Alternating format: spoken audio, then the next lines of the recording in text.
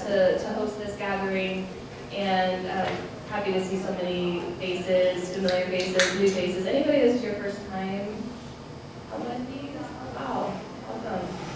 Okay, so welcome. We do this every month, and here in Boulder, this is going to be our new home. We hope we plan to in Boulder every month, the third Thursday, first Thursday in Denver at Mercury Cafe, and then we do this also monthly in Fort Collins as a more social thing in Fort Collins.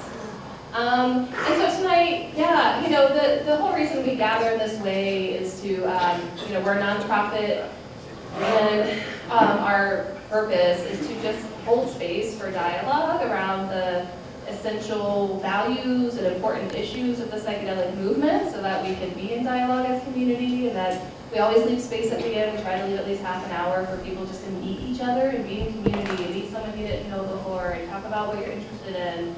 So that's what we're doing here.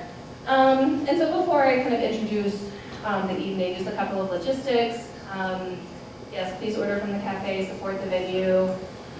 We've got, this is all donation-based. We do pay for this space as a nonprofit, and so if you're able to offer a donation of any size, we really appreciate that. Our Venmo, PayPal, all of that stuff is on the back table. And then we also have this community flyer table that we're going to start having in Boulder and Denver now. So if you have business cards or flyers or brochures or anything that you want to offer and share with the community, please, we have that table is available for that, as long as it's legal and above board. That's all we ask. Legal in Colorado. Doesn't even have to be federally legal. Just in Colorado. That's all we care about. Okay, so tonight, I just want to, I'll try to be lean of speech here because we're not here for me, we're here for Kuthoomi. But I just want to set this up with a couple of things. One is that, I'm sorry, I was looking to see if there's more chairs out there. If there's more chairs out there, you're welcome to just run and get some. One is that, I don't know, maybe 6 months ago or so, I was on a call with a couple of people from New York who had a lot of money and one mushroom experience under their belt, and they were starting a company. One of these, Dory was on this call with me. It was Dory's call. I was invited to support. And they were starting one of these Mind Bloom kind of companies, and where you can do, the male ketamine, and nothing about that model, but this particular group, we're starting a company like that. And on the call, they were like, we're just starting with ketamine, mail-in ketamine, where somebody watches you over a computer screen do it in your own home. And he was like, next is going to be psilocybin, and then can you imagine ayahuasca, telewaska? Where you don't even have to leave your home. You can have your own ayahuasca ceremonies in your home with somebody on a computer guiding you. And this was their vision. This was their big vision. And like I said, they had a lot of money. They're like, name your price. How much do you want? They tell us you're build this out with us. And Dory and I left this call sick. At oh, okay, this is happening. This is a piece of what's happening. It's not everything that's happening, but it's a piece of it. And these people just had enough money and a couple of big psychedelic experiences, and they were ready to roll.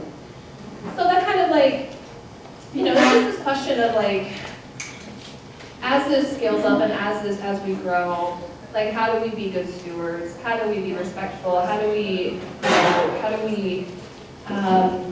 grapple with these really complicated questions, and how do we make these questions more complicated for ourselves? And so that's part of our purpose, I think, in these kinds of dialogues, is to not be so black and white, this is the right way, this is the wrong way, or this is the only way, there's no other way, or whatever, but it's to really complexify our worlds a little bit and bring nuance and to really dig deep into what are we doing, what are we even tapping into with these medicines and this work? How do we be respectful? How do we be good stewards? How do we actually make this something that could exponentially transform all of us? Oh yeah, that's good. That's good. These are on my sound better, so I'm Okay. just trying to clean it up. Soft start. Carry on. So I also want to acknowledge that we're standing on the ancestral homelands of the Cheyenne, Arapaho, Ute and many other Native American nations. And this is something, I personally have benefited. I recognize that I have benefited from the unjust ways that these lands have been acquired and obtained. And, just as an example, as a faculty member at Colorado State University, which was established in large part out of the Sand Creek Massacre of the 1860s. And so our university and all of us who work at the university continue to generate profits from that original land endowment that came from the dispossession of Native nations, just as one example of sort of that historical context and how somebody like me to this day benefits from the dispossession of lands. And I want to acknowledge that, as exciting as it is to see laws changing in favor of increased access to plant medicines and to psychedelics, I feel like we have to connect with our history. We have to put historical context around this because we don't live in a vacuum. We're not void of time and place and culture.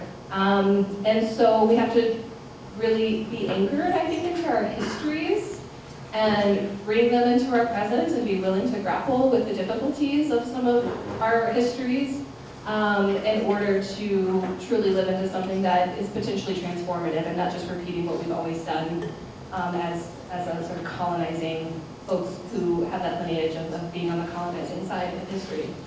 So, with all of that in mind, it is my pleasure to introduce our guest tonight, Kuthoomi Castro. And Kuthoomi is a clinical mental health counselor, a sacred medicine carrier, coming from, transpersonal, social justice, Indigenous lenses.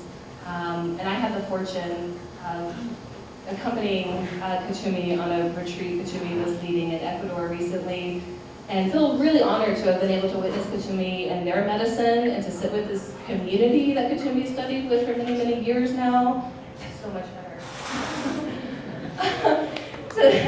to witness Kuthoomi and their medicine and sit with this community that they've studied with for many years, in the jungle, and to have so many reflections come back to me about what it means to hold lineage.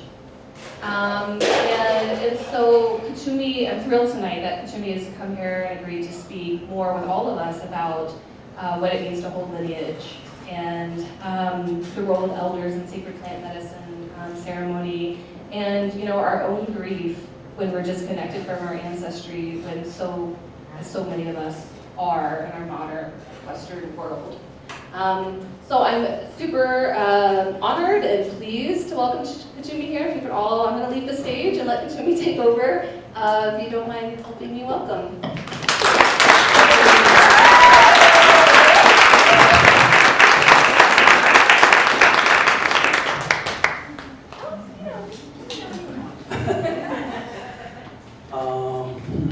Well, thank you everybody for coming. I want to take a moment. Land acknowledgement already. I wanted to invite everybody, you can close your eyes or you want to keep your eyes open. Really call yourself in for a moment. I just want to really honor my ancestors of this land, my ancestors as well, and your ancestors as well. So you want to just take a moment.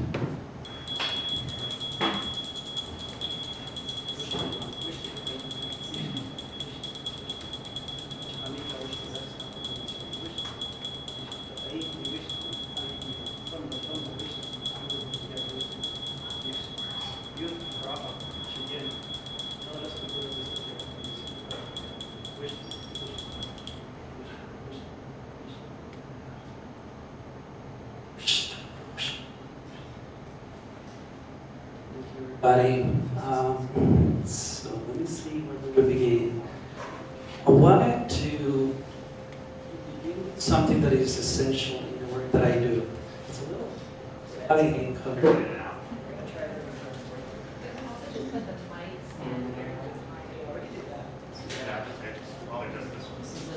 Just bought this mic.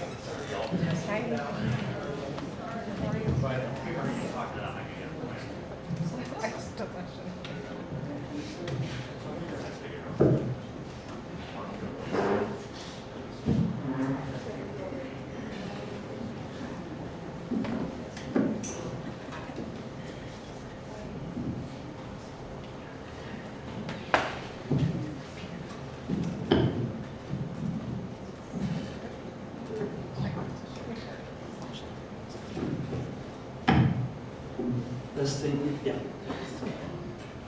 Awesome. So, let me take a minute. There's always so many things to talk about. I'm trying to like bring something that is concise for today. So there's something that is really essential in the work that I do. And the work that I do is not just my work.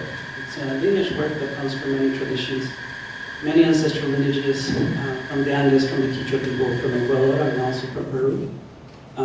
I have the honor to be invited to be a lineage carrier for a long time already. That's not a very simple thing to do. It took me a long while to actually say this. It's a lot of responsibility. When you open yourself up to carry a lineage, it means that all that knowledge and transcendental experiences actually come through you. And it's a lot. It's a lot to take sometimes. And also represents that you're going to be passing this down for next generations. So it's my responsibility to keep it clean, keep it as pure as possible, right? So it's not something that is simple to take and decide I'm going to do this because I want to.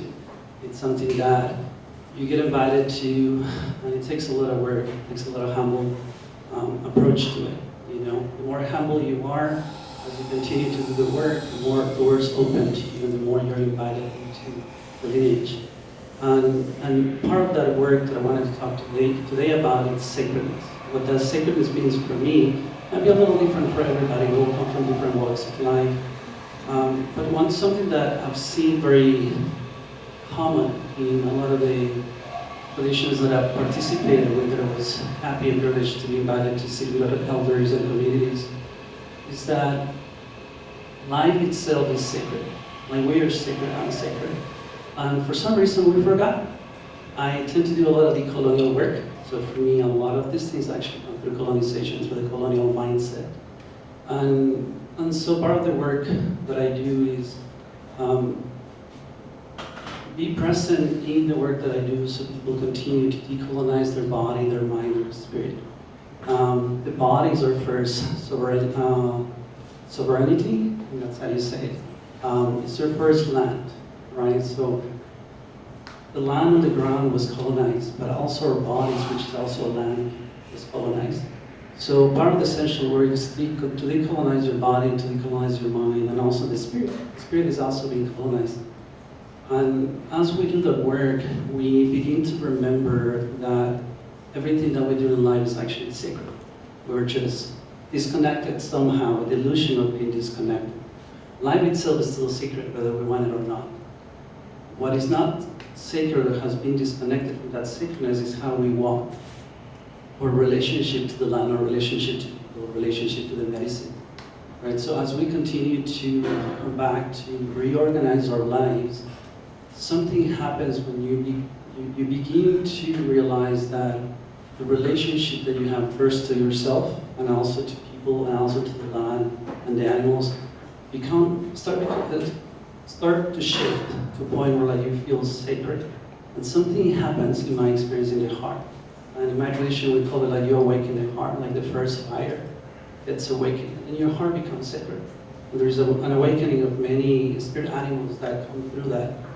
And when that happens, then your life, every single thing that you do comes from that space.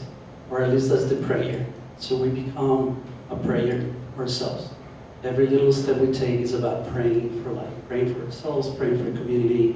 So we move away from that colonial mentality where we feel that we're individuals, moving to the community aspects that we're actually here together, right? So there's a lot of sacredness into that walking.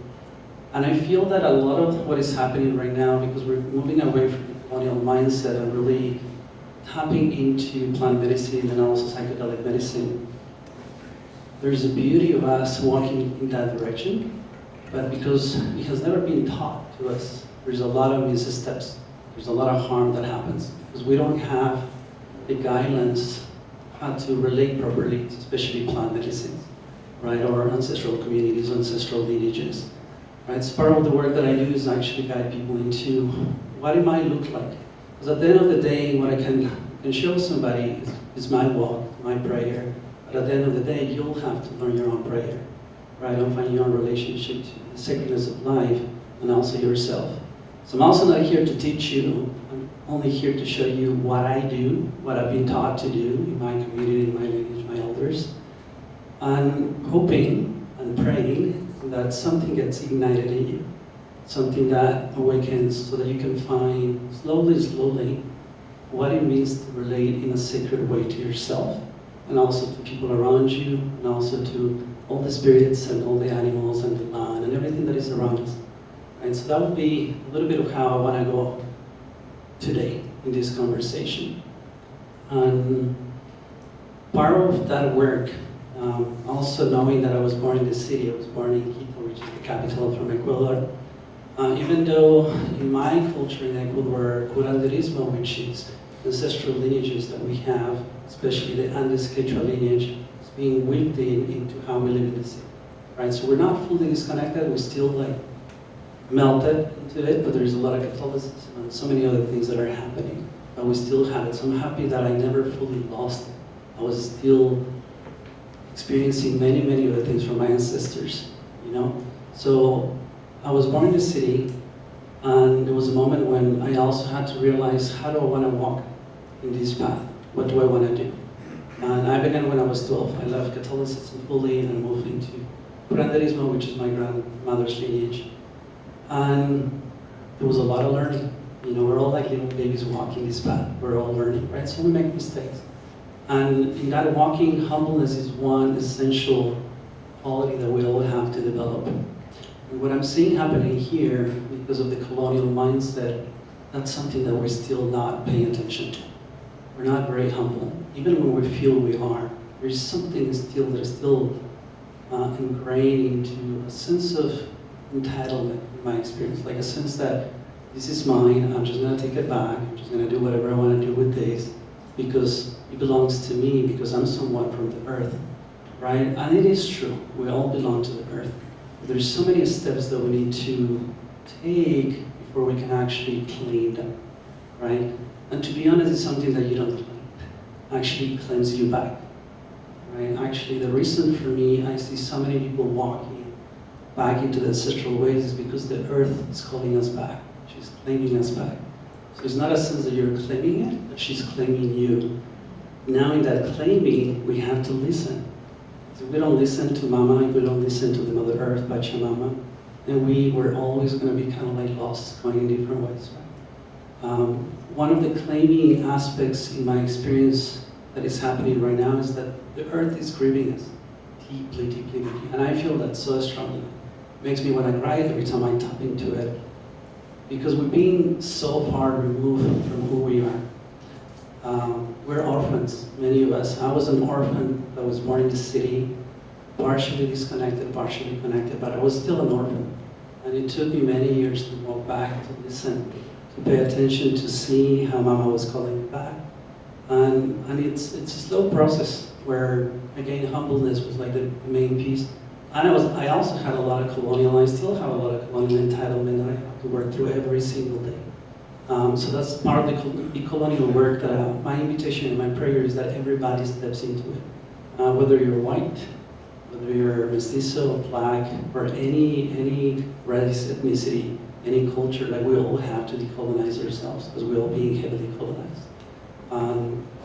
So listening to the grieving, there's this beautiful aspect that we all have to go through, which is actually grieving who we are individually, and then eventually to the point that we start grieving who we are culturally, right? So I lived in India for many years. I was blessed and also privileged to be in India, and I had to go super far away from my culture.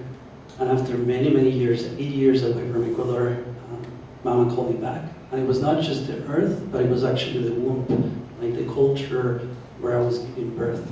So the spirit of my tribe, my culture was called me back, and I had to go back after 8 years. And that's where I met my current elders, and they took me in. It took me a long while, but eventually they adopted me, right? And again, an adoption that is not something that I claimed, but they claimed me back. They took me back. So an invitation again. And in that grieving process, we have to like really go through all the layers of what it means to be me right now in this space, in this environment. what it means to be me within the system, the privileges that I hold, marginalized spaces that I hold within my body and also my mind, and how that is interacting with my surroundings, with people around me all the time. So the continuous mindful walking, which is what I learned in India, right? How do you like come back to yourself?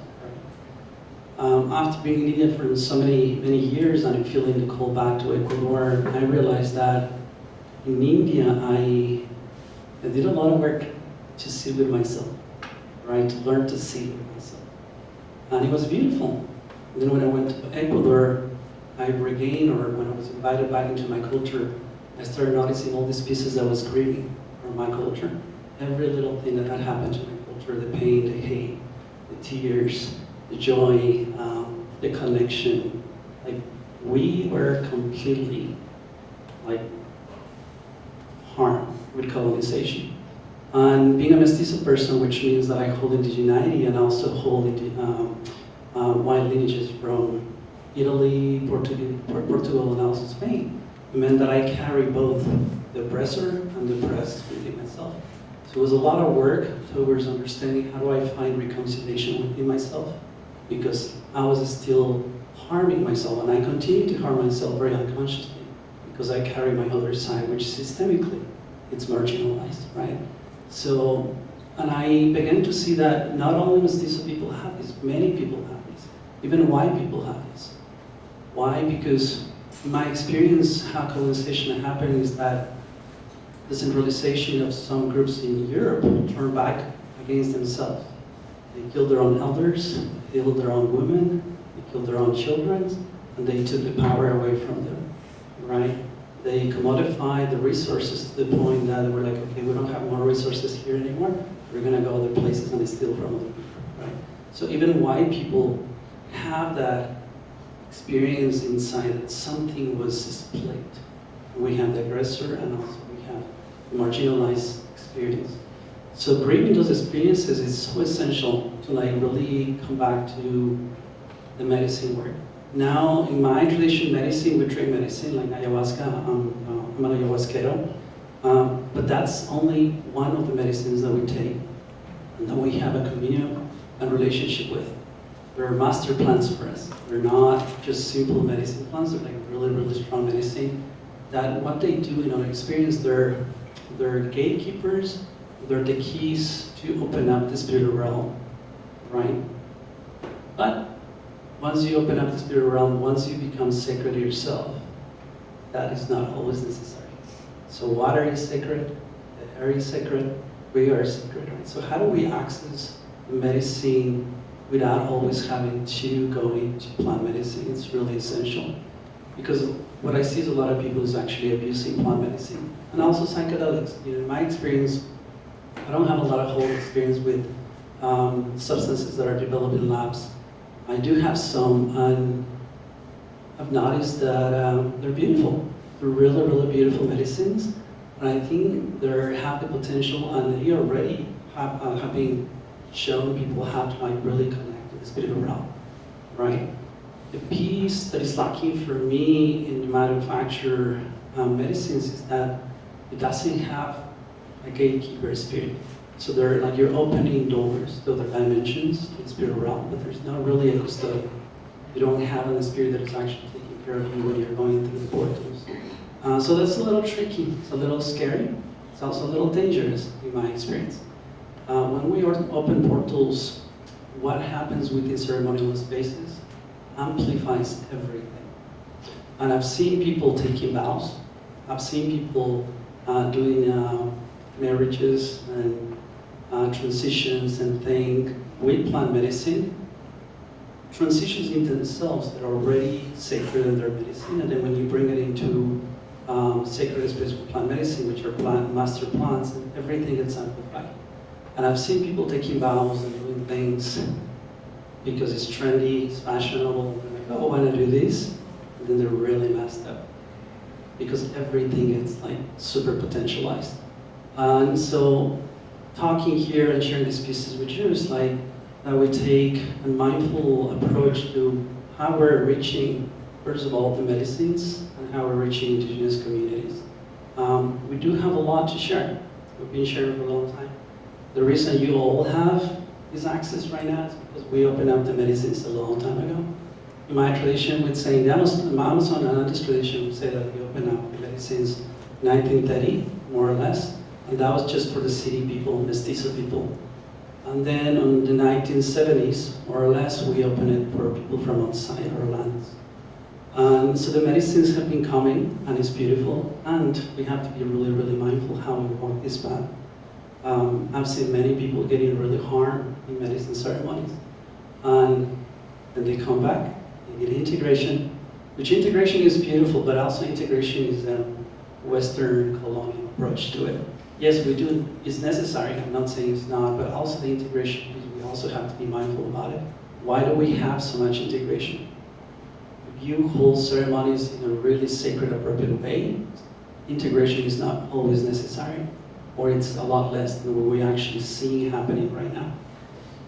We also see a lot of people offering integrations who have no idea what they're doing. There are counselors, yes, it's amazing, but like counseling, I'm a counselor, counseling, plant medicine, they're two different fields. They're so far away from each other. There's similarities, but they're so far away from each other. So having a counselor or people that have taken MDMA and like, okay, I'm going to do plant medicine integration now, is also very tricky because like you're being supported by people who have not walked the path, right? So they might say things, they might hold the space for you in certain ways, and in those holding the space in certain ways, harm happens, just because there's no understanding, right? So I'm just naming a few of the things that are happening because we're not holding ourselves, first of all, sacred. We're not holding the medicine sacred. We're still coming from that space of like, I want a piece of it, right? That entitlement. So the first question that I wanted to bring up to you, and I would like to like create a little discussion between maybe 2 or 3 people for a few minutes. A couple of things. First of all, the question that keeps coming back every single time is like, who am I culturally? You know, that might be that I don't know, and that's the beginning. Like that you don't know. Like really sitting with the space of like, I don't actually know where I come from. I don't know my roots. I don't know my people. I have no relationships to them. Why? Because that's the first grievance. That's the first opening to grieve. And through the grievance is how you connect to Mama.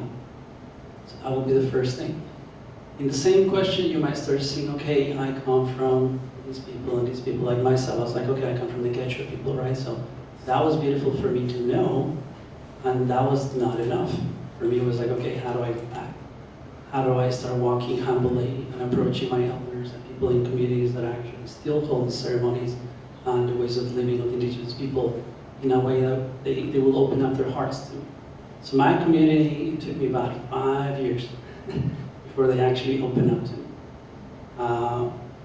to the place where I felt like finally they are feeling comfortable with me. I was going, seeing ceremony for many years, many ceremonies through the year, and there's different layers that you can see. One thing is sitting in ceremony, the other piece is actually being welcomed into the community, another piece is actually being granted permission to learn the medicine, and then another piece is actually being granted to hold the medicine. There's people who have been invited to communities, open up spaces for them to learn, and after 10 years, 15 years, they're never granted permission to actually do this.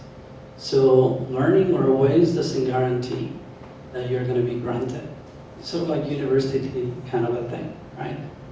So that's a big piece that we also have to consider. So in that process of asking yourself, who are you culturally? It's like, what pieces around your culture do you hold? How is that hold respectfully? Who are you connecting that actually have those lineages that are fully alive? You know, so I have to do my own diligent work to actually start relating to my own people, right? Important in the city, I was relating to a level of classism, right? People that had a lot of money in the city, but fairly disconnected, I would say, to some extent. I had to start shifting my lenses from my privileged colonial way of seeing life to like realizing that there's another way of seeing life through an indigenous lens. And it's a journey. It's a full journey that everybody has to go through, in my experience, or that's my prayer. And so going back to, again, that question, who are you culturally, is so essential, and it's every single day. Who am I culturally? How many cultures do I hold? How many respects to those cultures do I hold? How am I relating to them? Who am I connecting to? And not only am I connecting to them because I want medicine, or am I connected to really stand and show up for them? Because everybody has issues, right? So when I step into these places with my community, something flipped into myself by living with them, hanging out with them. I used to drink medicine when I was there the first years out in nature. We had hammocks, and that was about it. Like, we didn't have buckets people have now, and cushions and pillows and mattresses and all that. And it's not too far back. This is only 15 years ago when I started drinking medicine. I started drinking medicine when I was 12, but in the ceremonial deep ways, about 15 years ago. And that was part of my learning too. You know, how do I live and be their lifestyle without judgment, or having my judgments to like decode, to allow myself to fully embrace and take showers outside with shampoo in the little stream, the water, you know, bathing with my community members, and just learning to be out there. You know, we have a community where we don't have water right now, and we're probably going to have water because it's pretty deep in, and we also don't have electricity. So what does that mean for me was deep to relate to the environment, knowing that around 8, 7 o'clock it was time to sleep. There was nothing else to do, right? So my whole inner compass and cycle of who I was needed to start shifting, right? And that's part of what we also need to do, to reconnect to what we call nature. In our Quechua language, there is not really a name for nature, because we never saw ourselves separated from nature. Just being like, this is Pachamama, this is the earth. Right? We're still like, there's no separation. But somehow we lost it, right? So now we have this word in Spanish, which is nature, and English, and many other languages. So part of that work is, that reconnection is actually allowing yourself to develop the biorhythms of the earth, right? And that comes through food, to environments, to how you talk, how you walk, how you think. So many layers. So again, cultural reclaiming is allowing yourself for the earth to claim you back. So shifting the lens of I want you to like, Mama, can you take me back? And I'll walk this way however you want me to, because I'm in service to you. Because everything that I do is for you, for the creation itself. Right? So I'm not here for myself. A part of me might make me believe that I am. Right? But the reality is that I'm not. I do this because this is what we do. And if there's nothing else to do, I don't know. I might be doing something different, but it might be very similar, a different prayer for the earth. And I know many people like here already walk that way, like we're in service, right? So that's shifting the lens that we're not here for us, but we're here for service to the earth, plant medicine, the community. And how do we show up is so essential. It's so essential. Then the second question that I wanted to bring in today was, what's your intention? What's your agenda? We all have agendas all the time. Even not having an agenda is an agenda, right? So that's an important piece. I learned that when I was going through my grad program in Europa. It was like this piece of like, don't have an agenda. I walked into the room, don't have an agenda. I was like, even that is an agenda, right? So we also have to shift that piece of like, yeah, we don't have an agenda. We're always going to have that. So the more aware of the agenda, the easier the walking, the easier it becomes how you show up for people. Because we might have agendas that might not be very healthy, but as long as you're aware of it, you can navigate them and minimize harm, right? Because we're still humans, we mess up, we cause a lot of things. But the beauty is that we can revert, right? But if you're not aware of your agenda, you're not aware of the impact, you cannot revert. There's no growth. You continue to do the same thing, the cycle, right? Which is what Shannon was talking about. How do we stop that cycle of colonization, right? So, second question, again, what's your agenda? What are you looking to get out of this? What are you doing here? Why did you come today? What was appealing for you to be here? What are psychedelics or plant medicines? What are they together or related into the same package?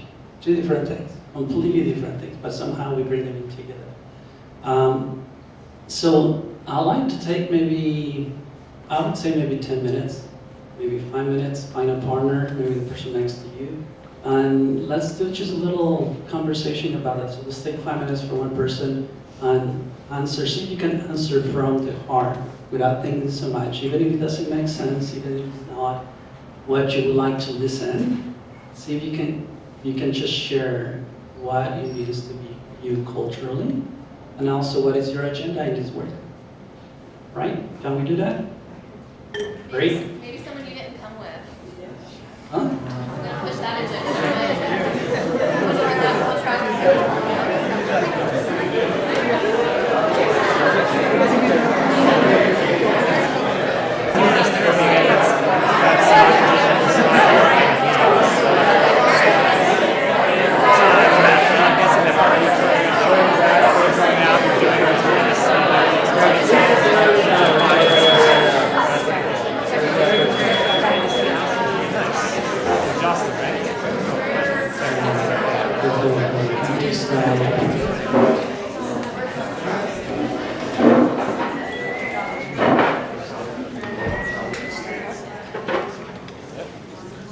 Makes me really happy just to see you chatting and talking.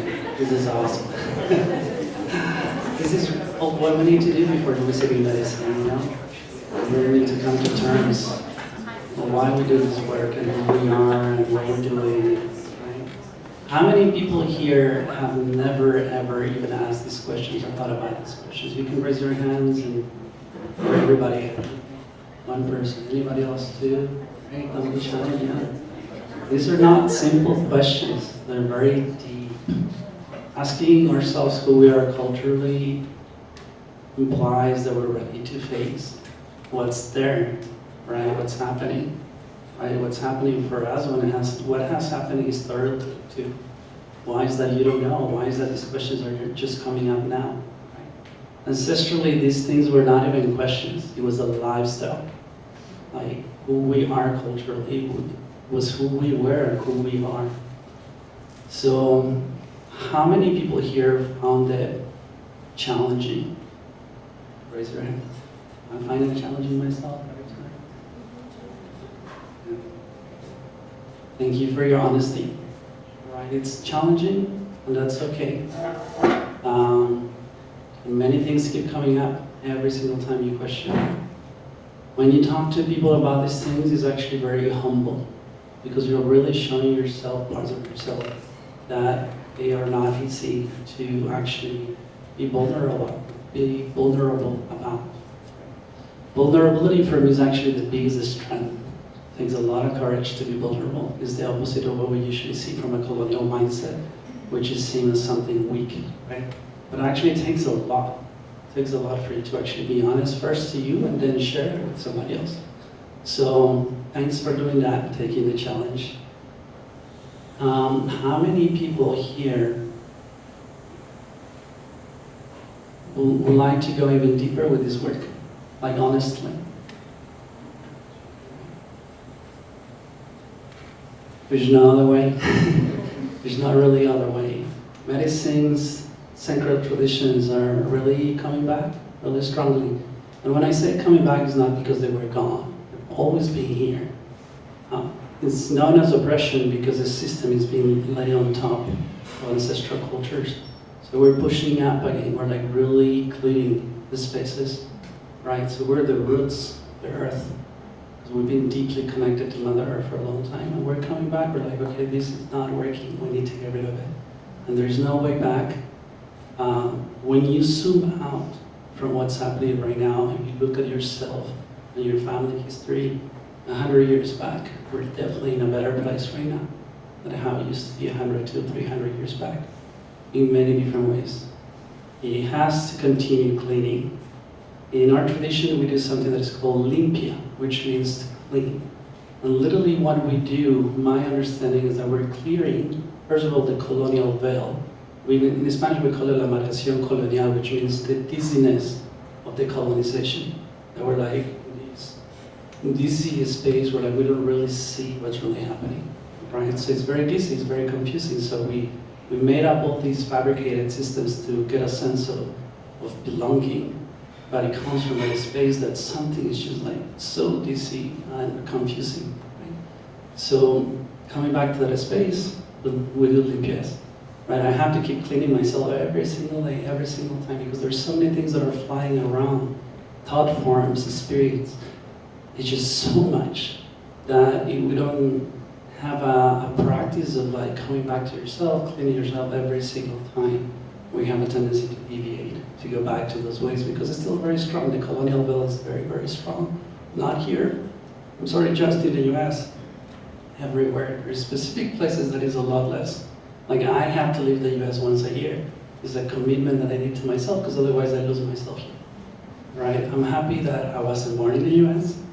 I am legally here.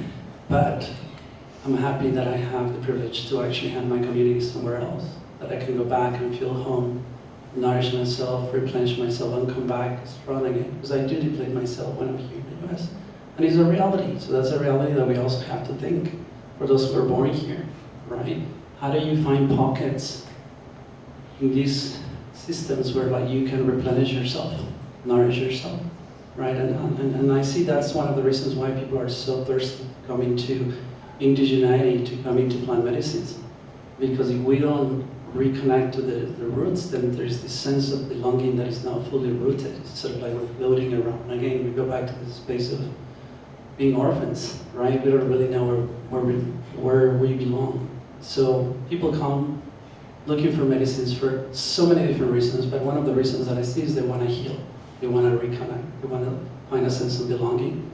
For the same reason they go to counseling many times, or to meditation.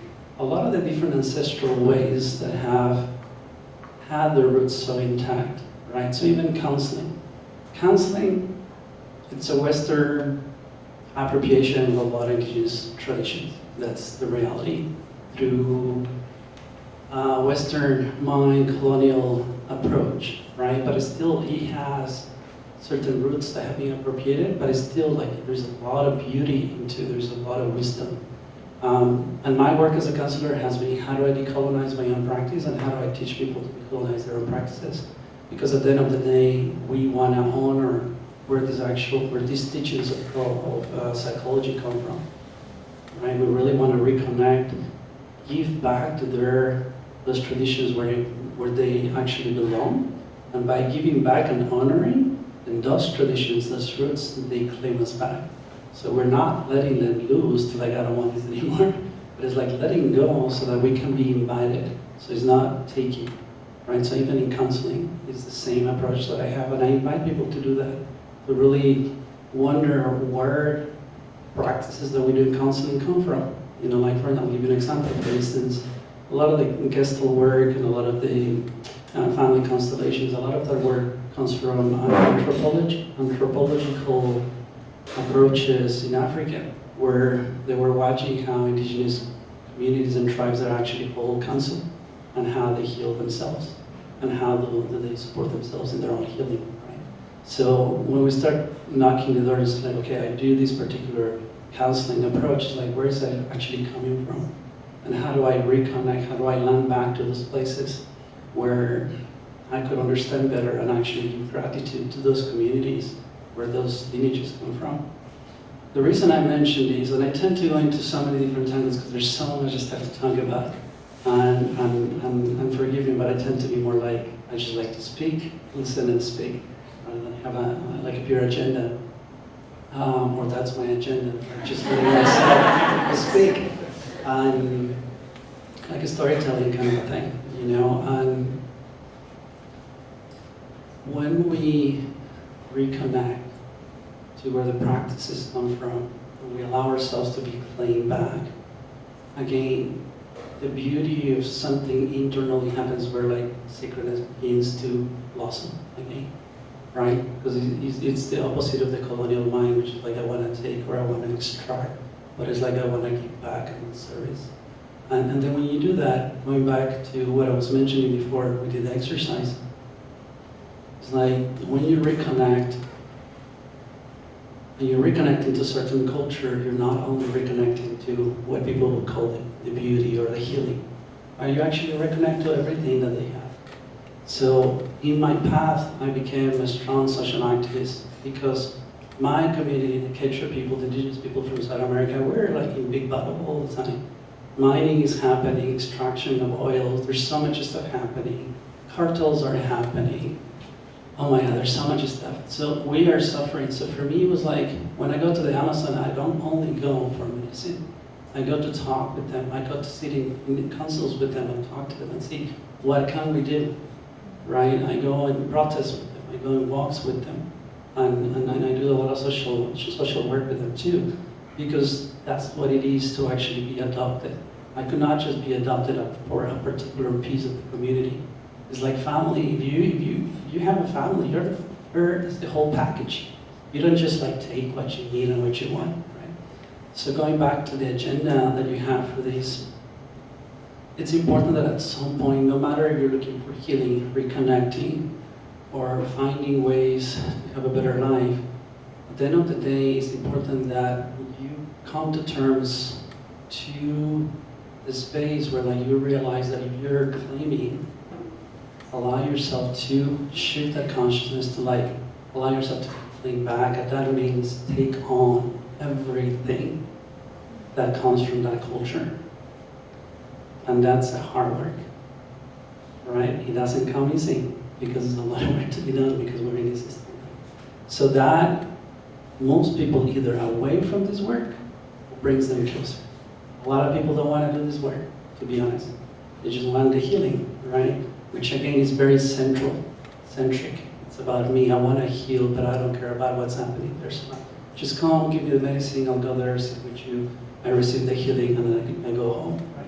And that's okay too. We have a lot of people that come to our community just for that. That's okay. But if you want to learn, if you want to give medicine, if you want to provide a space of healing for people, that's not just enough. You can come and speak. Oh, I have a question. Hi. But go ahead. You just don't want to come and see, but you actually want to allow yourself to be in service. So again, coming back to the service piece. So how do you include service to humanity in your own work and approach to plant medicine? It's so essential. Thanks for letting me interrupt. Could you comment on like this serving medicine, and you had mentioned about, plant medicines are different than the synthetic ones because there's like a gatekeeper, right? Like a spiritual gatekeeper, and it's something else, right? That we're sort of tapping into, and then you have these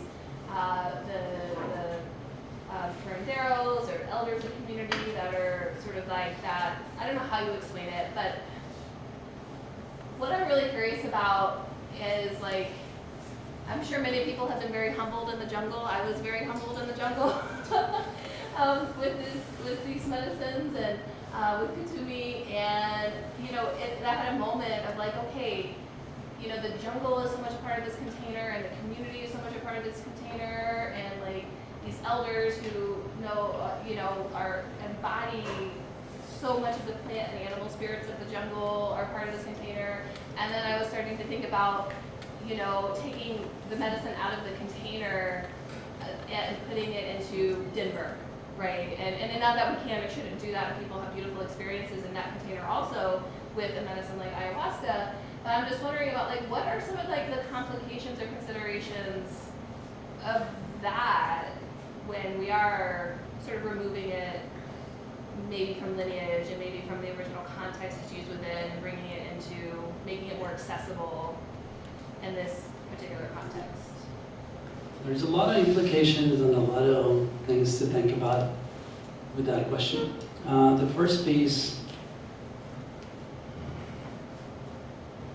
within the colonial mind that we receive here in these lands in the Americas, I don't know how it is in many other places, but at least here in the Americas, when white Christianity arrived to the Americas, one of the narratives that we were imprinted with was that the heavens or this greater space was something outside us, was something sort of ritual, but not really ritual, sort of like you can, but you're not welcome, kind of like, that, that incongruence piece.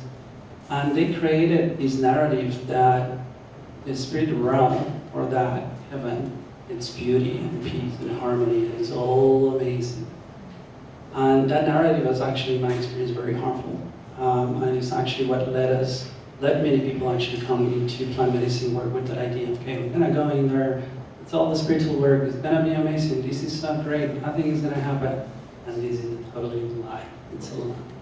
The spiritual realm, in my experience and in our experience in our ancestral ways, it's a space as messy as this. Actually, this space we're sitting right now, the physical realm, is actually an expression of the spiritual realm. That's also the lens that at some point we need to shift. It's like you see yourself from here to there, rather than from there to here. From an indigenous lens, and I'm not saying every indigenous person has this lens, but the ancestral indigeneity sees this physical expression from the indigenous lens into the spiritual realm into here. Right, and that's the disconnect that we forgot that we're actually spiritual beings, that we're here having a physical experience. And this physical experience is still really spiritual. It's not, that is not a spiritual, it's an expression of the spirit. Right, so the same messiness that we see here, the same messiness that is happening there. We're going through a spiritual warfare right now. There's a lot of battles that are happening on the spiritual realm, between tribes, between communities. White supremacy is one of them. It's intense, it's really intense. So when you open portals, if you don't have a container that is protecting you, so many things can come through. A lot of spirits come through. I've seen people coming out of ceremony with spirits attached to them, not even aware of that. Right? And those spirits, they all have different purpose, they all have different reasons, but some of them they like to, they're energy vampires, to put it in Western ways, right? They're like really sucking energy from people, causing illnesses, getting people into alcoholism, into a lot of stuff. There's a lot of spirits that are actually these incarnated spirits from the physical form. They're actually floating around, and that's a little bit of what the limbo people, the limbo idea that there's the in-between. There's a lot of spirits that are floating around, and these entities or these spirits are actually floating, and they haven't been able to pass. Like that idea of Bardo as well, and because they haven't transitioned yet, some of them they still carry the same energies from here. So I've seen people who were alcoholics die, and then this spirit actually attaches to somebody else and causes an addiction to these people, but it's not really the person, it's that attachment of that entity. So I've seen a lot of those things. That's just to give you an example. So the spiritual realm, it's like complex and diverse as you cannot imagine. So when you are an indigenous person holding lineages and holding sacred spaces, one of the pieces that we do is create protection so that these things don't come in and out. Because everything gets maximized first of all, and also because we know so many things are floating around. And also a lot of thought forms. When I go into ceremony, if somebody's thinking wrong about me, I can see that very, very clear, and it's an attack that I feel, and I have to continue to clear and clear. Right, so if you go into ceremony, if you're not aware, you might be feeling an attack and you have no idea how to deal with that. So elders, what they do is create a container so that you don't have to go through that. Now, a piece important of the cultural piece is that elders, when we talk or when I talk about elders, it means people that have walked this path for a long time, and they have walked this path not alone. Right? They have their ancestors with them. So when you talk to me, like you're looking at me, right? This is like little Kuthoomi, I'm 43 years old right now. When I looked at myself, I'm seeing all my ancestors like backing me up. And not only my ancestors, the one that I was adopted to, but also my own ancestry from my own bloodline that I've finally had access to. Right? So they're walking with me, they're with me. So a lot of the work that I do is not me, it's actually them. I'm just a vehicle. I'm just like letting the work come through. So that's the first piece. So essential culture is so essential. Because like if you disregard, if you disconnect from that, then you're doing this work alone. Right? So if you go to a community for like 2 or 3 months in the Amazon, which happens a lot, people go there, drink ayahuasca, and they come out. I'm a facilitator, which facilitator is a name that was a made-up thing here in the US, right? There's no such a thing as facilitators. You're either a participant or you're an elder, right? So facilitators, they come, they learn, they come back. Yes, they facilitate a space because they have learned the logistics to say, like how many is to serve, more or less, and why people can sit with them, and the things that need to happen, like buckets, and cleaning, purging, refilling, all these little things on water and toilet, and the practical things from here. But when it comes to actually them opening up the portals, mediating the portals, they have no idea. They have no idea whatsoever. So if the ceremony, there's not a lot of things to process, people have a good journey, have a good experience, okay? But if everything gets intense, they have no idea what to do. And that's usually when harm happens, right? Somebody is having a really strong reaction, and then the facilitator freaks out. When you freak out, the first thing that comes to mind is fear. When you invite fear into your ceremony, you're doomed, you're out. Like your full defense system, like your ability to see, you are literally colonized. Fear is a colonial experience. Like you allow the colonization to come back to you, and then how can you help somebody else? And if you're alone, if you don't have any relationships, if you don't have ties and prayers to spirits that are actually allies and helping you, again, then you're alone. So you see me here, I have my ancestry, but I also have my spirit allies, right? I do have, I'll name some of them, Anaconda, which is from ayahuasca, Macau. It's a beautiful community of earth spirits that come to me. Also, the puma and the condor, those are like the main in my lineage that we awaken into them. Now it's a process that those spirits actually awaken within yourself. So I cannot colonize them. They come to me when I'm humble and I'm ready to welcome them. Every time in the spirit world, every time you see a spirit directly, they usually vanish. And maybe many people who've tried ayahuasca here or many other medicines might have that experience that you might be feeling a spirit here, and at the moment you're trying to look at it, so it goes away. Why? Because when you see in a spirit, at the moment you see it, and if you're not clean, your colonial mind goes out, your energy goes out and tries to grab it, and they don't like it. They actually hate it because it's harmful to them, right? The only way you actually can see a spirit, and this is very sacred, so I'm hoping you hold this in a good way, is by actually bringing your attention to the third eye. So when you bring your attention here, you can see the spirit on the back. You don't need to turn around and see it from the physical realm. And because I'm owning my own process, I'm not leaking out my energy, and then the spirit actually can work with me. These things don't happen with facilitators. They're just all over the place, taking care of the physical reality, but they're not taking care of the spiritual realm. And that's one of the major issues.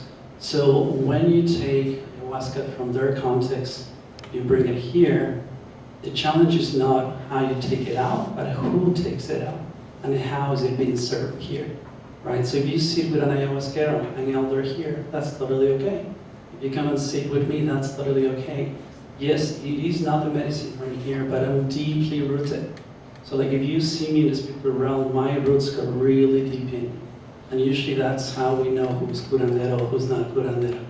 Like when I see someone who's deeply connected to their ancestry, that's like, hey, how you doing? We call them taitas. So it's a deep recognition, like, hey, taita. Because like you see their ancestry. So you're not just seeing the physical form, but you see everything that encompasses who they are. And it's not just them, but it's so much more than that. It's the complexity of what the culture is, right? So you can take it out of the context. But if you're sitting with an elder, it's okay, right? They know how to do things. They know how to handle things. They are in good relationship to the land, no matter where they go, all right? Because if you are in good relationship to your roots, you're in good relationship to any roots, because you understand the sacred is about what it means to be rooted and how to hold a good relationship, right? And it doesn't mean that it's perfect. I mess up a lot of times.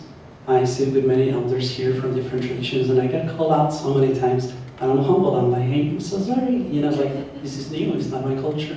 There's so many protocols that different traditions have, and those protocols are based on the relationship to the land, which is another piece around that.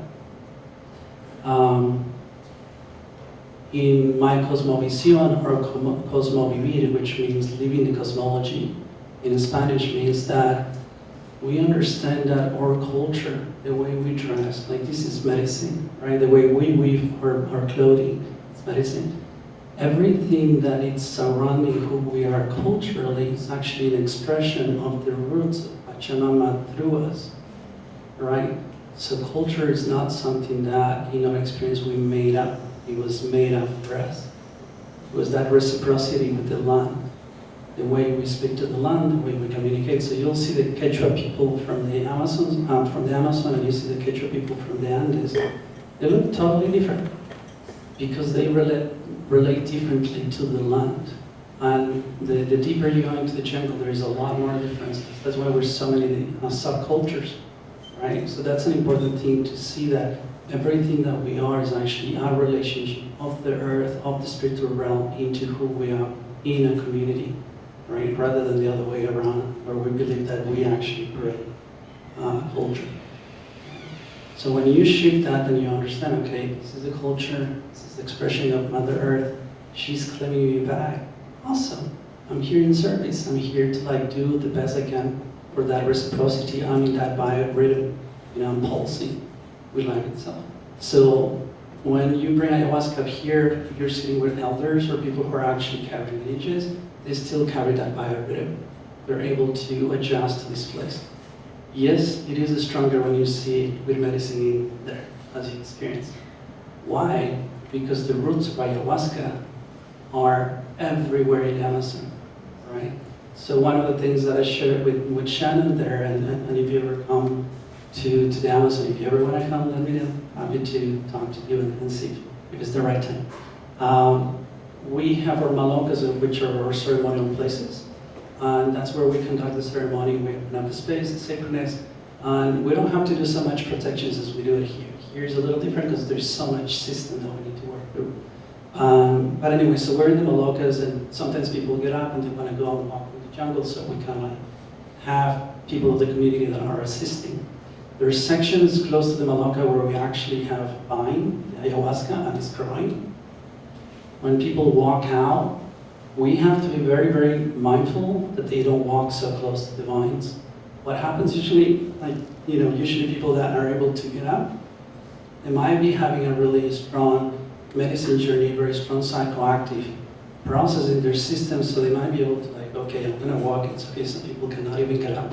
As soon as they get close to the roots, down in the ground, they're screaming, they're burgeoning, they haven't had any more medicine on the physical form, but the roots of the mother are there, so that activates whatever is happening to you, right? So that's why, one of the reasons why when you go to the jungle and have this medicine, you're gonna have a deeper, stronger experiences. The other piece is that our systems down there are not the same as up here, right? The physical systems that we have, patriarchy, white supremacy, and colonialism, is a lot looser. It's just a different experience. The way we were colonized down there is not the same experience as here in the US. So when I go to the lands of my elders, the whole land, it's already holding, it's the container. So we don't have to do a lot of cleaning, protection of this, because the land itself, they've been there for hundreds of years relating to the land. They know the spirits, they know the plants, they know everything that is happening out there. So that would be a difference, when you bring something up here, which is still really okay. Again, if we're not new in medicine, why do you want to have such a strong experience, right? Are you clinging to the rush of having a strong experience, right? You might have. In my tradition, we only give one cup, little cup, maybe a second cup, and that's about it. Here, I've seen many elders giving 1, 2, 3, 4 to 5 cups in one night. It makes sense for here because people are not, they're working through so many things, but that's one of the reasons. The system is so oppressive that the medicine is just needing to have more ways to come through, right? And the roots are not here. Now, if you do medicines from up here, it's different, right? If you connect to Hikuri or Peyote medicine, it's really, really strong up here, right? So that will be some of the things. I just want to say it's about 5 minutes. Maybe we have one question or comment. And What time are we ending? I thought it was... Well, 10 minutes then. Yeah, 10 minutes. I thought it was 9? No? No, 8:30 so that we have time. Oh, okay. So some questions. Maybe 2.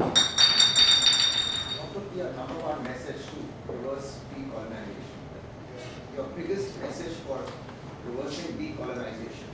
My message for decolonization. Reversing. Number one. Oh, reversing. Number one message, what's your? Come back to your roots, whatever that means. Just do that word, come back to your roots. You know, I've seen so many white people here in the US that have no idea where they come from. They haven't even asked themselves that question, right? And that's okay, that's where they are at, and that's okay. And when they start asking these questions like, oh, things have been taken from Europe, there's no indigenous people in Europe, they are. There's others in Europe. They're just being hiding for a long time because they're terrified of being killed. Same way I was terrified, and I'm still terrified. You know, so there are many elders, there are many communities. You just need to call it in and start opening yourself up to that. I've seen beautiful people that work here, white people, who in the process of ayahuasca have been recovering their memories and reconnecting to their elders. And it's a beautiful journey. It takes time. It's a very small step, a step-by-step time, because to be honest, I'm partially white. I'm still working through that. My ancestral lineage from Europe don't trust me. Why would they trust me if my own people actually killed them? Right? So if they're like, yeah, I don't know, I'm checking you out. So they've been checking me out for a long time. They have been opening up lately more and more.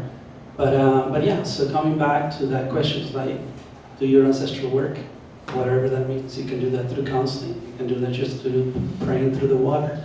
You can do that through sacred medicine. You can do that in so many different ways. But what does it look like? You're going to have to find out. So that, for me, that's the only way. Flipping, you know, removing the, like pushing the oppression out, so the roots can come back up. One more? I'm really grateful that you named that experience of like conflict within yourself, because I've been like in therapy for a long time. I've been doing medicine work for a long time and working on my personal story. There's a lot of trauma there, but it's so clear to me that there's like something so much deeper happening, and I feel like colonized all the time. Like it's second to second. Like it's a horrifying way to live. Like I don't want to live this way.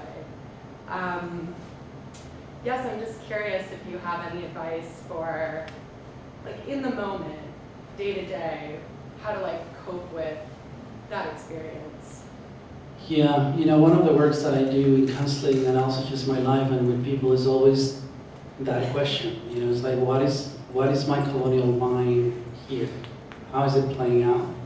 Is it really mine? Because the colonial mind is actually something that was given to us. It wasn't us. You know, even for white people, something happened in white culture in Europe, something flipped, right? And all these narratives were developed and created at some point that even come from before, from like 2,000 years back into the patriarchy, and I can go on for hours talking about patriarchal pieces, but something happened and something flipped our consciousness. And when that happened, then we created all these systems to ensure that those narratives continue to be perpetuated, right? So it is not, I mean, what you're feeling is actually normal for what's happening. And the more we normalize it, the better, because we get to see it. And if you see it, you can like face it. And if you can face it, you can work it through, right? So ask yourself the questions like, is this colonial? Is this my colonial mind? Am I taking, am I appropriating, am I extracting? Because those are usually the things from colonialism. Am I extracting? So am I harming? Am I trying to put everything under one narrative? Because we're super diverse, right? So the moment you find yourself putting someone under a specific frame or label, that's usually the colonial mind trying to like, there's something in me feeling really uncomfortable, let me put you into a box because that feels better for me, right? So that question comes back to like, how do I take care of myself, my insecurities, my fear, which the fear is the colonial, right? So we were imprinted with fear of the other. Right, so we're always othering other people. It's like this and this and this, right? And it's coming from that space of fear. In my tradition would say that fear was a natural response that we all have, as we know in psychology in so many different ways, that when you're under a difficult situation, then you have three, flight, freeze, or attack. That's a natural response, right? What comes after the anxiety, the prolonged fear, the trauma of like, that situation is already gone, but you're still under having all these things, that's the colonial mind. We were taught to learn that the prolonged fear is who we are. And that's how we got colonized. Because if we don't have fear, people cannot actually colonize us. And so that was like, in my experience, the first imprint that we have. Let me put you a little fear, so that when I approach you, you fear me, and then I can take advantage from you, which is a power dynamic. So ask yourself those questions every single time. What are the power dynamics? What's happening? Am I extracting? Am I extracting myself too? You know, am I harming myself? Right? Just to give you an example, the sense of immediacy, right? That's a colonial imprint. Everything has to be fast. And we're harming ourselves all the time by that immediacy, right? So that will be a question. Why do I have this immediacy? Why I continue to have a sense of urgency? Because it's actually coming from the system that if you don't produce, if you don't do, you're not good enough, you're not, all these narratives that come.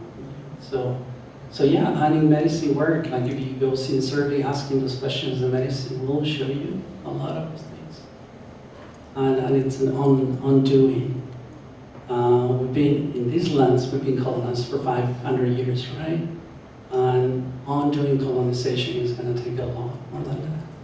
So also be gentle, compassionate to you. Like if you're doing the work, that's all you can do.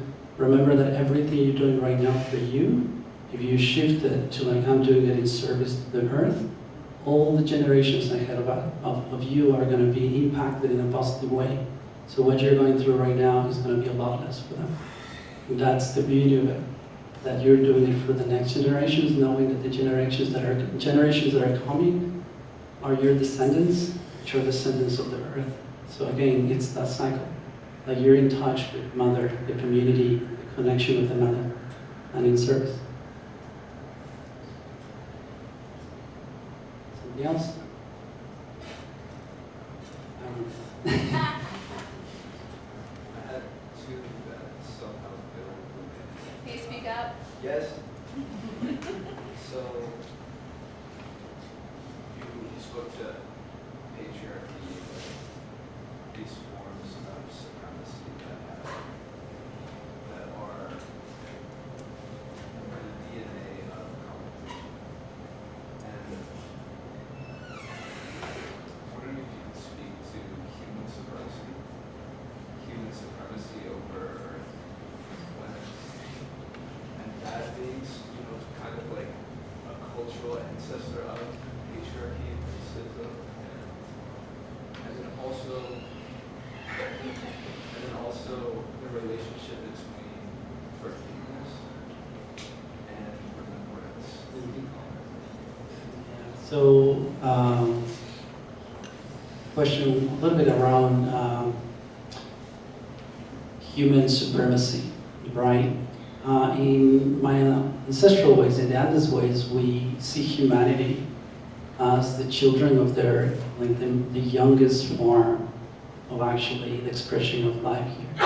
So we're actually the least evolved species in the planet. And that's why we create so much mess. We're like so immature.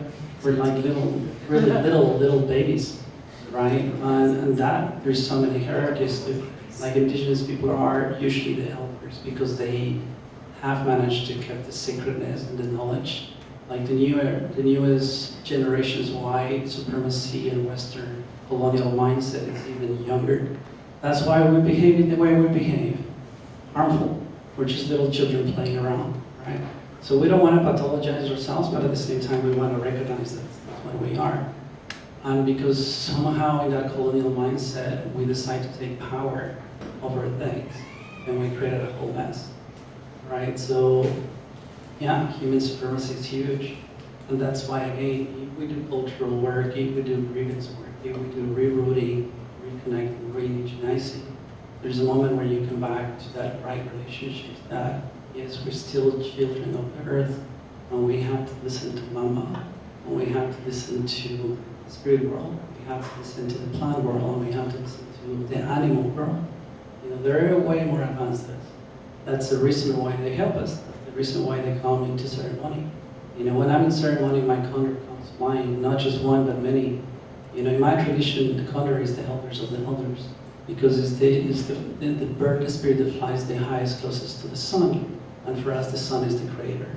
It's Inti, Aita Inti, right? So they have that closer connection to the creator in this planet, in the living form that can move around. Because even beyond that, then we have the apples, which are the mountain spirits, which are even more ancestral than any bird or any animal or any human being here. Like they have all the knowledge, like the rocks, the crystals, it's like so ancestral. So the elders fly, and also because they fly the highest, they have the farthest and more like the biggest perspective of what's actually happening here. So I listen to my elders, you know. Under elders have a tremendous amount of understanding of what's happening, because they can see a lot and what we see down here. So yeah, listen to your elders, find elders, work with them, and then they're going to help you reconnect to the elders, which are the mountains, the animals, and like the stars, because we also have stars that are actually the elders too, right? The way you connect to them is first to your mama, right? Pachamama, that's the deepest connection you need to have first, before you can actually have like a wider understanding and connection to what else is happening, which is very complex. Does that answer? Yes, and the second part. So just some preface to this. Mushrooms showed me once this relationship between forgiveness and remembrance, and also the relationship between forgiving and forgetting. If you think of those words, there's something interesting there, just phonetically, about what it is to be in a state of forgetting, and more a remembrance of forgiving. And shame and guilt are so much of what keep people in a state of self-absorption. When you start looking at how you're colonized and your ancestral heritage and essentially your oppression and colonization, it's impossible to not feel guilt and shame. And if we can relate to those feelings as like a gateway, and at that threshold, for me, the practice is forgiveness at every gateway. And I just am curious in your Castro vision, if that is something that you feel like is central to cultivation. 100%. So yeah, you talk about guilt and shame and all of that. I mean, that's also part of fear, right? To some extent, it's like part of that colonial mind that make us feel inadequate, right? That comes from those narratives that no matter what we do, there's something wrong with us, right? I mean, the reality is like there's nothing really wrong with us. We just, in our cosmovision, we understand that we're just disorganized, right? We lost our organization by rhythm of how we relate to life. But if you come back to that biorhythm, a lot of those things start falling. Now, before you can reach to the biorhythm, you have to work through those fears and shame and guilt. So, in my experience, it is about forgiving yourself and forgiving what's happening, forgiving what happened. Because like the past is not in the past; it's actually right here, right now. The future is actually right here, right now. So when we talk about ancestry, they're actually right here. Like if you really tap into your ancestry, you will tap into the emotional pain of what actually happened through colonization. And that includes shame, or bringing shames up, or guilt and all that, right? So as you're tapping in, you have to work through all of those layers. And working through those layers is very different for everybody, but like the idea is that you have to like welcome them. Like you have to befriend those aspects of your soul that have been fragmented. So we do a lot of soul retrieval, which is like bringing back pieces of the soul that are like floating somewhere else. Trauma happens, pieces of ourselves don't feel secure in this experience right here with you, so they like go somewhere else in the spiritual realm, find a place of safety. They get lost there. Right? So our work is actually to reclaim back those pieces and to work through that. And again, it's through the work, as you said, there are gates. right? If you don't see them as blessings, then you're sort of like in that cycle of rejecting who you are. Because guilt, shame is also part of who we are. A lot of the guilt and shame in my experience at the therapeutic level is actually ideas that are coming from outside, is what is being given to us. But you made it yours at some point. You made it or on guilt or on shame. So first I need to work through it, and there's a moment of realization where you're like, oh, this is actually not mine. And then you can give it back. Right? Heal it and give it back. There's a lot of the generational trauma work that needs to happen. So that the ancestors that actually caused the harm that is still here present begin on the spiritual realm to take accountability and own what they caused. So it's not just your work, but you're freeing yourself from things that are not yours so that they can take responsibility. Doesn't mean that you're not responsible for this harm because you're still like part of them, but like you have to work with it.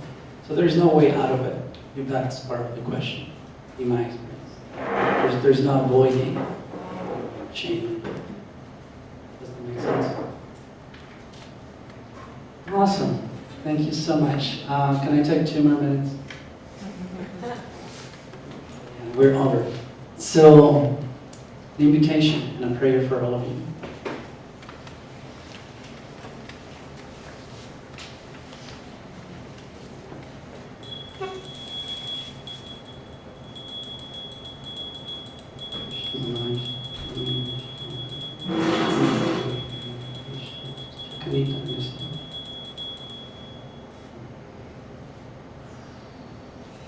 This, I think, is really essential. If you're serving medicine, and if you're not a lineage carrier, please come to terms that you're harming yourself and you're harming others.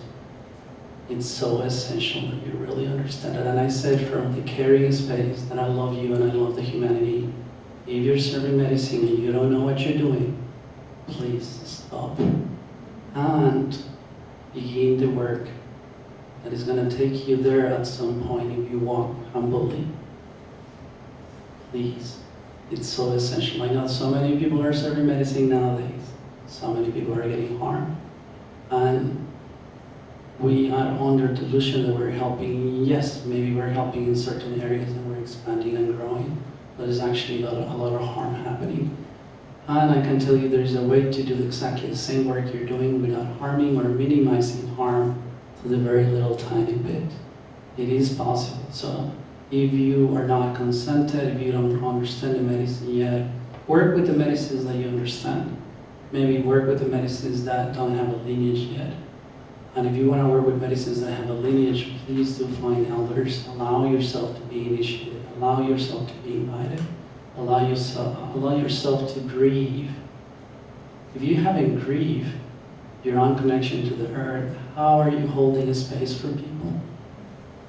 Like you're going to be in between you're going to be between the earth and them. So like you're going to be the cause why they're not connecting to the actual roots that they're looking for. Because if you as a person who's holding ceremony, you're not connected. Even if you live in the idea that you are, you're not. And you are in between. You're actually blocking the journey of healing for some people. So find elders, secret elders, give a space to elders, open up a space for elders. Allow us to come and do the work. Open the system for us, create venues for us, support us. We want to do the work, we've been doing it. Whether you want it or not, we still do it, but like, it will be a lot easier. People who hold systemic privilege can help us. And that's happening. There's so many people who are actually opening up spaces for us. So if you're not there yet, please make a commitment to, if you're not ready to live it now, but you're making a commitment that at some point you're going to do that. Because before you can, like you have to sit with elders for a while to actually get what's happening. And I haven't got it yet. Because that's actually another realization. It's like you do the work and you're like, wow, there is so much more. What I know is a little tiny bit of what my elders see. And what my elders see is a little tiny bit of what their elders see. Right? My elders go to their own elders to get Olympias. Like that never stops. So it's not like I'm an elder and like I'm free from all these kids. No, like I have to get my Olympias and my healings and my all this stuff every single day. So that's it. Thank you. One more question really quick? Yeah, quick question. How can one like overthrow the colonial mindset? That's going back a little bit to the question before. There's so many different ways. Reach out. I mean, we know each other. Reach out. I'm happy to guide you into that. There's so many little things that need to be considered. You're here already. This is one of the steps. Allowing yourself to listen, right? You have your mama, who's an amazing, Indigenous woman as well, a big mama and a sister of mine. Come sit with us. She sits in many places, many elders. Come and just hang out. Learn to relate to us first. And just by relating to us, a lot of these colonial things are going to start falling because you're going to be confronted with another reality that is not a colonial reality. So that's also an invitation for everybody. If you're a Western, especially white person, and you don't have people of color who are your friends and actual friends, make an effort. Like, you need to hang out with people who are not white, because otherwise you're within colonial mindsets every single day, 24/7. So you need to hang out with people who are actually not colonial. And even people of color who've been born in the US are assimilated into colonization, so even you need to make an extra step. Come and hang out with people who are actually less colonized. And that will be one of the best ways. And approach it with humbleness, like not to take, right? So always remembering that, being invited to, but make an effort, create the space for that, create the time, create the menus, create the money, the finances to actually, hey, I'm gonna do this. Do you wanna come and hang out? Can I come and hang out with you? Develop relationships to people who hold images. Alrighty. Thank you.